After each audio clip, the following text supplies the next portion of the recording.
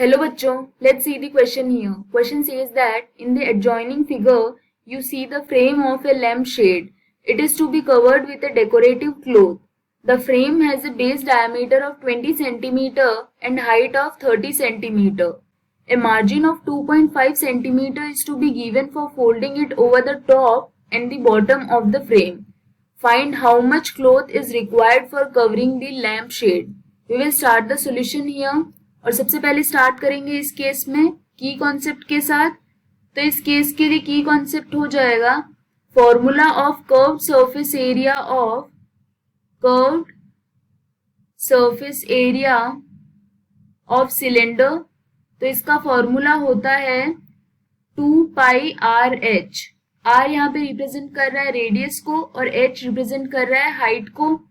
इस केस के लिए हम नोट डाउन करते हैं जो गिवन डेटा है.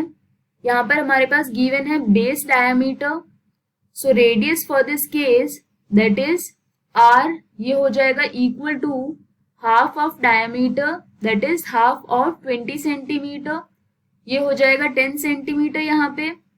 एंड इस केस के लिए जो हाइट है वो हो जाएगी इक्वल टू 30 सेंटीमीटर गिवन है, but it is also said that we have to take a margin of 2.5 centimeter at the top and bottom.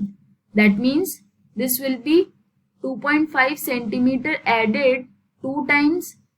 तो total height यहाँ पे क्या हो जाएगी, ये होगी 35 सेंटीमीटर. अब हम क्या करते हैं यहाँ पे total area find out करते हैं. So for this case area of cloth required ये हो जाएगा equal to curved surface area of cylinder के equal that is 2 pi R H. So this will be equal to 2 multiplied by pi की value होती है 22 divided by 7 multiplied by radius यहाँ पर है 10 एंड हाइट यहाँ पर है 35.